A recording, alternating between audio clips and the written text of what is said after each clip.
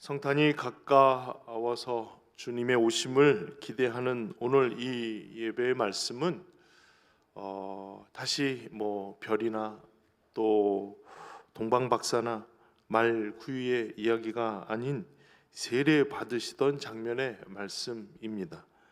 오늘 말씀에는 특별히 삼위 하나님께서 한 자리에 함께 거하신 장면을 우리가 살필 수가 있습니다. 예수님께서 세례 요한에게 세례를 받으신 일과 또 나오실 때 하늘에서 성령께서 비둘기같이 강림하시는 일과 하늘에서 이는 내 사랑하는 아들이요 내 기뻐하는 자라 말씀하시는 소리가 들린 것입니다. 이 장면은 마가복음과 누가복음에도 이 상황을 함께 기록하고 있는데요. 다만 마태복음 말씀이 조금 더 자세히 상황을 기록하고 있기에 이 말씀을 기준으로 말씀을 이어가고자 합니다. 먼저 세례 요한과 예수님 사이의 이야기입니다. 우리가 잘 알듯이 세례 요한과 예수님은 가까운 친척간입니다. 세례 요한의 아버지 사가랴는 제사장이었고 일반적으로 보면 그 아들이 그 아버지의 대를 이어서 제사장이 되었을 것입니다. 그런데 그는 성전이 아닌 광야로 나아가게 됩니다. 세례 요한의 어머니 엘리사벳과 예수님의 어머니 마리아가 또 친척 관계이죠. 그래서 이제 그 두 아들이 친척이 되었는데요. 엘리사벳이 임신하고 6개월이 지나서 마리아도 함께 임신하게 됩니다. 이에 엘리사벳을 방문하기 위해서 나사렛에서 먼 유대에 이르기까지 방문하게 되었고, 방문한 그 자리에서 성령이 충만해서 그 태중의 아기에 대한 놀라운 이야기를 엘리사벳이 하게 됩니다. 누가복음 1장 42절에 큰 소리로 불러 이르되 여자 중에 네가 복이 있으며 네 태중의 아이도 복이 있도다. 그 이후에도 계속해서 내 주의 어머니가 내게로 나온다라고 말하기도 하고, 주께서 하신 말씀이 반드시 이루어지리라 믿은 자에게 복이 있다 라고 이야기를 하기도 하였어요. 그 어머니를 축복하고 또 그 어머니의 아이를 축복하는 이야기가 성령이 충만해서 세례 요한의 어머니가 그 마리아와 그 태중의 아기를 축복하며 이와 같이 말하기도 하였습니다.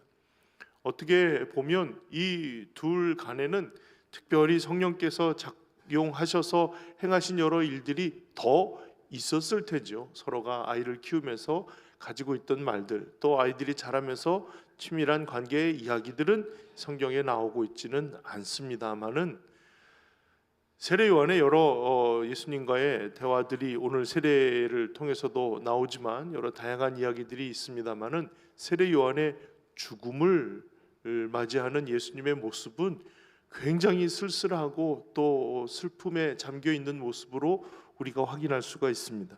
마태복음 14장에 그 이야기가 나오는데요. 12, 13절에 요한의 제자들이 와서 시체를 가져다가 장사하고 가서 예수께 아뢰니라. 예수께서 들으시고 배를 타고 떠나사 따로 빈 들에 가시니 무리가 듣고 여러 고을로부터 걸어서 따라간지라. 세례 요한이 죽었어요. 어처구니 없이 죽은 거죠.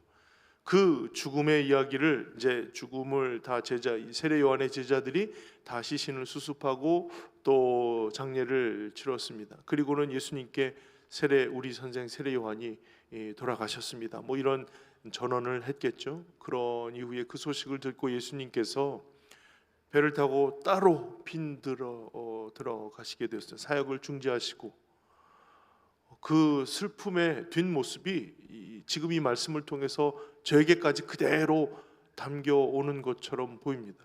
그 쓸쓸함과 또 그 슬픔에 들썩이는 어깨가 보이는 듯합니다. 사람들이 아마도 걱정이 되었든 아니면 또 다른 여러 사역을 기대하였든 그 예수님이 가신 빈들로 함께 가게 된 상황들을 보게 되었어요. 그런데 여러분, 사랑하던 동생과 같은 또 사랑하는 가족과 같은 나사로는 며칠이 지나도 가서 살려내셨잖아요. 근데 세례 요한의 죽음의 이야기는 이렇게 슬퍼하셨는데 찾아가셔서 세례 요한아 나오너라 하지 않으셨어요. 어떻게 보면 그의 소명을 다 하였다 라고 볼 수가 있겠고, 그 다한 소명에 대해서 슬프게 보내셨을 것이라고 여겨집니다. 또한 세례 요한과 예수님이 선포한 메시지에는 결이 같은 부분이 있습니다. 세례 요한이 회개를 외치며 광야로 나갔던 것과 같이 예수님의 공생의 사역을 시작할 때에 회개를 외치심으로 시작합니다. 마태복음 4장 17절에 이때부터 예수께서 비로소 전파하여 이르시되 회개하라 천국이 가까이 왔느니라 하시더라. 천국은 하나님의 나라이고요, 하나님의 나라의 통치자가 여기에 와 있는 겁니다. 그러니 예수님께서도 천국이 가까이 왔다라고 선언하시며 분명하게 선언하실 때 회개를 촉구하셨던 일이죠. 세례 요한의 이야기를 조금 더 자세히 해보면 그를 3장을 시작하면서 선지자 이사야의 말씀이 인용되어 그를 소개한 구절이 있습니다. 3절에 그는 선지자 이사야를 통하여 말씀하신 자라. 일러스되 광야에 외치는 자의 소리가 있어 이르되 너희는 주의 길을 준비하라. 그가 오실 길을 곧게 하라 하였느니라. 그의 존재에 대한 서술이에요. 세례 요한이라는 사람이 있을 텐데 그가 어떻게 할 것이다 라고 하는 그 이름을 가지고 얘기한 것이 아니라 이런 존재가 있을 것이고 그가 이렇게 소리를 발할 것이라 라고 하는 그 존재와 사명에 대한 이야기, 역할에 대한 이야기가 기록이 되어 있습니다. 그러니 존재와 역할로 예언된 그 존재는 광야에 외치는 자입니다. 광야에서 외쳐야 할 사람이라는 거예요. 그 외침이 바로 메시아를 준비하려고 하는 일이죠. 이제 곧 오실 그리스도 예수를 준비해야 한다라고 하는 겁니다. 그 일을 통해서 준비해야 할 이들이 가져야 할 태도는 바로 회개인 거예요. 회개의 세례를 베풀고 회개에 합당한 열매를 맺는 온전한 변화를 기대한 것이죠. 이 세례가 왜 온전한 변화를 기대한다라고 얘기를 하느냐, 7절과 8절에 보시면 요한이 많은 바리새인들과 사두개인들이 세례 베푸는 데로 오는 것을 보고 이르되 독사의 자식들아 누가 너희를 가르쳐 임박한 진노를 피하라 하더냐. 그러므로 회개에 합당한 열매를 맺고. 세례 자체가 목적이 아니었어요. 세례를 주는 게 목적이었으면 뭐 바리새인이든 사두개인이든 뭐 누가 오더라도 그냥 세례를 베푸는 일에 최선을 다했을 거예요. 몇 명이 세례를 받았는지도 중요했을 것이고, 그래서 그래도 뭐 세례를 베풀었으니 어떻게든 변화가 되겠지 기대할 수 있는 마음들도 있었을 거예요. 그러나 사두개인들과 바리새인들이 옆에서 얼쩡거리는 것을 보고 그들을 세례를 베풀지 않고 거의 뭐 내쫓듯이 망신을 줘서 내어쫓고 거부를 하였거든요. 그 세례를 주는 것 자체가 목적이 아니라 세례를 통해서 기대할 수 있는 일, 바로 회개에 합당한 열매를 맺는 것, 이게 중요하다는 거예요. 사람들이 보니까 눈에 보이는 의식을 행하려고 하는 것이 아니라 회개에 합당한 열매를 맺는 일들을 위해 세례를 베풀었다는 거예요. 그러니 광야에 외치는 자의 소리가 메시아의 오심을 준비하기 위해 회개에 합당한 열매를 맺게 하는 역할이 바로 그의 존재와 역할이었어요. 그 일을 다 이루었고 예수님께서 세례를 그 자리에 받으러 오신 것입니다. 요한은 끝까지 잘 감당하였고 다 이루었기에 퇴장하였습니다. 그리고 나서 예수님을 봐야 하겠죠. 우리는 예수님을 성자 하나님으로 부릅니다. 거룩한 아들이라는 의미죠. 예수님께서 하나님을 아버지라 부르는 일이요, 유대 사회에서는 신성모독이었어요. 감히 함부로 어디서 듣도 보도 못한 사람이 와가지고 하나님을 아버지라 라고 칭하는 일들이 신성모독으로 여겨졌던 일이에요. 감히 하나님과 자신의 관계를 아버지와 아들로 설정하는 일은 있을 수 없는 일이었어요. 그러니 이와 같은 일들이 아무리 예수님이 아버지다라고 나는 그분의 아들이라라고 얘기를 해도 사람들이 신성모독이라 여기는 사람들이 인정할 수가 없는 일이죠. 그런데 하늘에서 음성이 있었던 거예요. 이는 내 아들이라는 거예요. 이는 내 아들이라. 여러분, 하나님께서 예수님을 통해서 너는 내 아들이라 라고 하지 않으셨어요. 그 2인칭이 아니에요. 그 사람은 할 때 이는 이에요. 저 사람은 할 때 이는 이에요. 그러니까 저는 내 아들이라 라고 하는 것은 누군가에게 선언하고 누군가에게 증언하는 이야기예요. 그러니까 너는 내 아들이야 라고 예수님과 하나님과의 접촉된 그런 밀담이 아니라 저 사람은 내 아들이야 라고 선언하신 내용이라는 거예요. 이거는 확증인 거예요. 예수님이 아무리 뭐라고 그래도 사람들이 안 믿어서 이 신성모독이야 하고 돌 던지고 뭐 이런 분노의 마음이 가득했다면, 하늘에서 음성이 내린 건 이것은 빼도 박도 못하는 분명하게 선언된 음성이라는 겁니다. 그러니 우리를 위해 내려오신 예수님은 하나님의 아들이심이 분명합니다. 이것은 누구도 부인할 수 없도록 분명하게 선언되어진 일들을 듣게 하신 일이에요. 아들이신 예수님께서 이 땅에 오신 이유와 목적은 지난 주일에 잃어버린 영혼을 찾아 구원하시기 위함이라고 분명히 우리가 알게 되었어요. 그렇다면 그 아들은 이 땅에 잃어버린 영혼을 찾아 구원하시기 위해 직접 오신 것입니다. 그 놀라운 일이 몇 번 인용을 했지만 빌립보서 2장 6절부터 8절이죠. 그는 근본 하나님의 본체시나 하나님과 동등됨을 취할 것으로 여기지 아니하시고 오히려 자기를 비워 종의 형체를 가지사 사람들과 같이 되셨고 사람의 모양으로 나타나서 자기를 낮추시고 죽기까지 복종하셨으니 곧 십자가에 죽으심이라. 낮추셔서 동등됨으로 취할 것으로 여기지 아니하시고 낮추셔서 사람이 되셨어요. 사람이 되셨어요. 죽기까지 복종하셨어요. 이것이 하나님의 온전한 뜻을 이루기 위해 잃어버린 영혼을 찾아 구원하시기 위한 하나님의 방식이었던 거예요. 그런데 의문을 갖게 되죠. 꼭 그러셔야만 했을까? 그 길밖에는 없었을까 하는 겁니다. 굳이 낮아지심을 선택할 이유가 뭘까? 아니, 낮아지신다 하더라도 사람들이 야 역시 하나님, 역시 예수님 뭐 이러면서 박수 쳐주고 존경할 만한 그와 같은 모습들도 아니었는데 말이죠. 굳이 낮아지신 이유, 굳이 죽으셔야만 한 이유가 무엇일까? 구원하시기 위해 죽는 길 왜 없었던 것일까? 질문을 해보게 됩니다. 여기에서 예수님의 세례를 살펴봐야 하는 거예요. 여기서 예수님의 세례가 중요한 의미가 됩니다. 세례 요한의 세례는 회개를 전제로 한 세례입니다. 회개에 합당한 열매를 맺는 일들이 바로 세례를 받는 일이에요. 단지 사람에게 드러내거나 보여지기 위한 일들은 세례 요한이 커트했어요. 그들을 오지 못하도록. 누가 그 임박한 진노를 피하라고 하더냐, 이 독사의 자식들아 욕하면서 망신 주고 모욕했어요. 공개적으로 비난하고 쫓아냈어요. 그러니 예수님의 세례 받으심도 결코 그냥 드러내 보이기 위한 일뿐만은 아닐 거예요. 사람들이 다 하니까 나도 한다는 측면에서의 이야기가 아닐 것이라는 거예요. 회개에 합당한 열매가 세례라고 했으면 말이죠. 그러면 예수님께 적용이 안 되는 거 아닙니까? 예수님은 회개할 죄가 없으신 거잖아요. 회개할 필요가 없는 분 아닙니까? 그런데 마태복음에만 등장하는 예수님의 말씀을 우리가 자세히 살펴보면 그 이유를 유추할 수가 있어요. 15절에 예수께서 대답하여 이르시되 이제 허락하라. 우리가 이와 같이 하여 모든 의를 이루는 것이 합당하니라.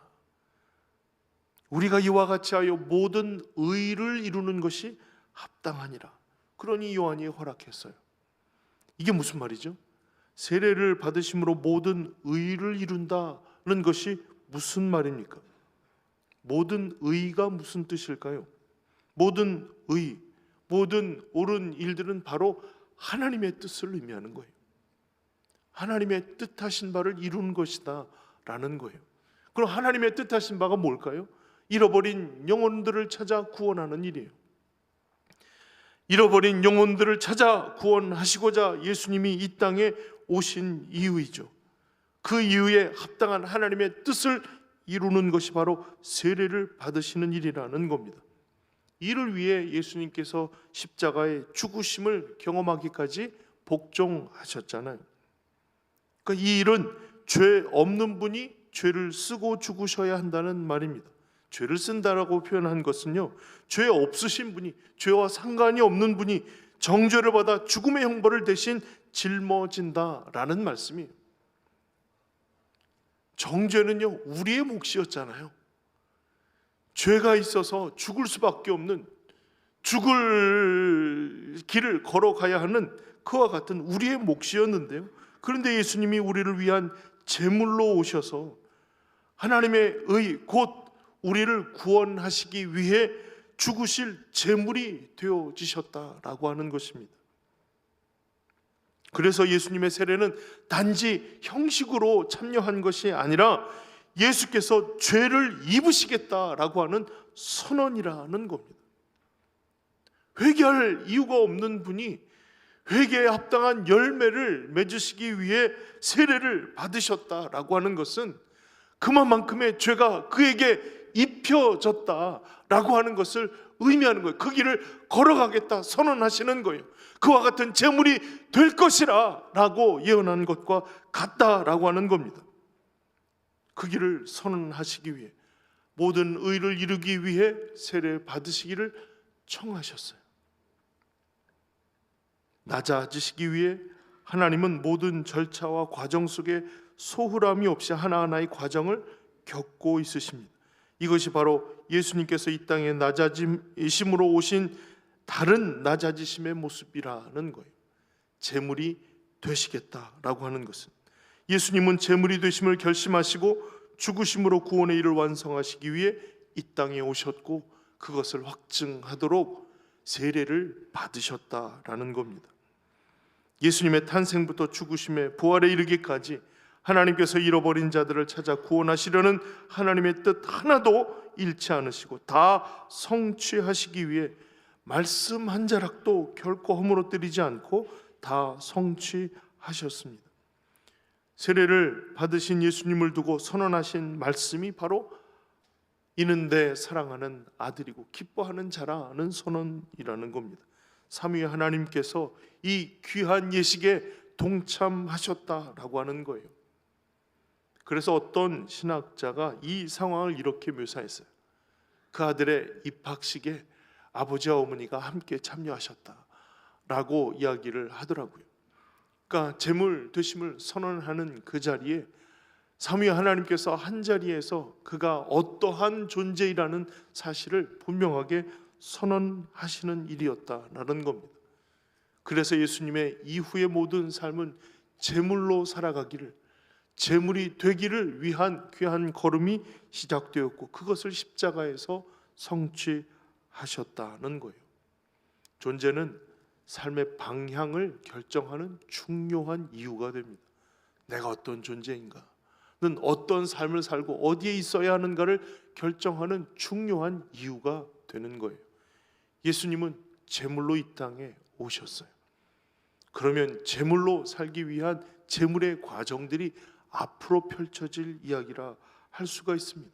잃어버린 영혼들을 찾아 구원하시기 위해 제물 되신 예수님은 끝까지 그 제물된 삶을 살기 위해 최선을 다하여 그 말씀을 이루게 되셨다라고 하는 거예요.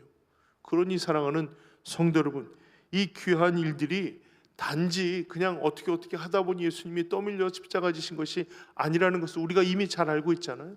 그렇다면 한 영혼을 살리시기 위한 하나님의 계획, 절차, 과정이 결코 흐트러짐이 없이 하나님 계획하신 대로, 하나님이 뜻하신 대로 온전히 이루어졌다는 것을 분명히 기억해야 한다는 겁니다.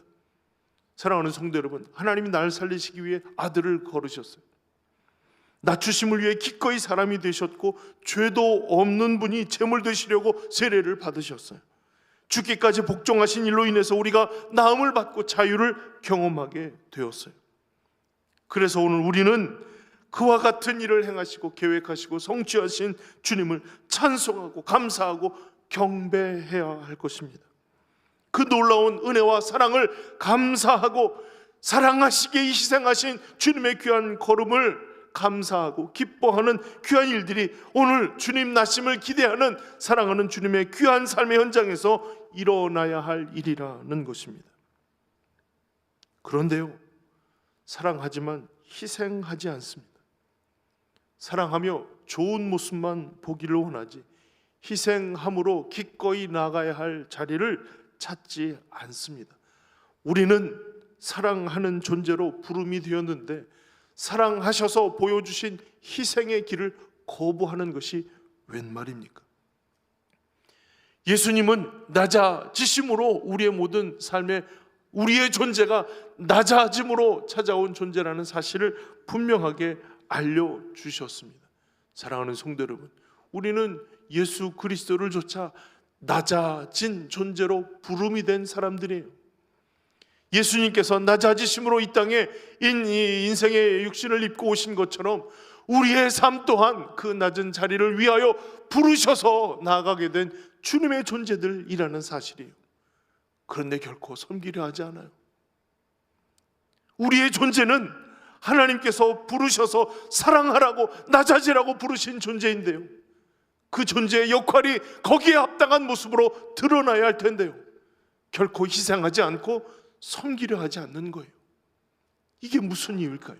이게 무슨 말일까요? 사랑하는 성도 여러분, 하나님의 자녀로 부르심이 되었고 합당한 삶을 살아가야 할 소명이 우리 가운데 있다면 오늘 그 삶을 실천하였던 요한의 삶을 바라보시기를 바랍니다. 기꺼이 낮아지시고 희생하신 예수 그리스도의 모습을 생각해 보시기를 바랍니다. 이를 위하여 우선 우리가 해야 할 일이 있다면 우리를 구원하시고 살리신 그 하나님의 은혜에 감사하고 찬송하고 경배하는 일이겠죠. 두 번째가 있다면 그 주님의 삶을 담기를 결단하며 다짐하는 일일 것입니다. 사랑함으로 희생하는 삶이 되기를, 낮아짐으로 섬기며 살아갈 수 있기를 결단하며 다짐하는 일들이 오늘 우리가 결단해야 할 일일 것입니다. 교만한 사람을 찾으려면 교회를 가라. 이건 단순히 조롱으로만 볼 수 없는 현실이 된 것이 아닙니까? 절대로 희생하지 않고 낮아짐 없는 섬김을 고집하는 일들로 인해서 빛을 볼 수 없는 세대가 되었습니다. 빛을 비춰서 이것이 그리스도의 은혜이고 사랑이고 또 희생이고 섬김이라는 것이 드러나야 할 터인데, 회개함으로 합당한 열매를 맺어야 할 이들이 결코 그 존재에 합당한 모습이 되어지지 않고 고집스럽게 그 교만하고 섬김을 받고자 하는 삶을 주장한다면 말이죠, 결코 그것은 합당한 삶이 아닐 것입니다. 주님이 우리에게 나타내시고 보여주신 삶의 모습들이 아닐 것입니다. 그러니 사랑하는 성도 여러분, 사랑합시다. 사랑함으로 기꺼이 희생할 수 있는 마음들을 달라고 기도합시다. 사랑하는 성도 여러분, 낮아집시다. 낮아지기에 합당하도록 누구라도 섬길 하나님의 마음을 달라고 기도합시다. 올 한 해 우리에게는 어떤 한 해였는지는 모르겠지만 말이죠, 우리의 삶의 지금과 또 지금을 이어가야 할 앞으로의 삶의 자리에서는 우리는 예수 그리스도의 빛이 드러나고 예수 그리스도의 생명 주심을 증거하며 그것을 경배하고 찬송하고 주님 닮은 삶으로 나아가기를 결단하며 그 귀한 삶이 이어져야 할 것입니다. 이를 위하여 사랑하며 헌신하고 또 낮아짐으로 섬기는 귀한 삶이 좋은 빛이 되고 선한 영향력이 되어서 이 사회를 비추고 또 이 나라와 민족을 비추는 귀한 빛으로 우뚝 서시기를 주의 이름으로 축원합니다. 하나님이 주시는 귀한 마음으로 오늘 이 시간 함께 우리가 기도할 때에 이와 같이 기도함으로 하나님 앞에 은혜를 간구했으면 좋겠습니다. 주님 사랑하게 하소서. 기꺼이 복종함으로 희생하는 삶이 되기를 기대하고 소망하며 기도하시고요, 낮아지게 하소서. 예수님처럼 섬기기 위해 순종하는 삶 될 수 있기를 우리의 모든 마음과 생각을 다하여 함께 의지하여 기도하는 시간 될 수 있기를 바랍니다. 함께 기도하겠습니다.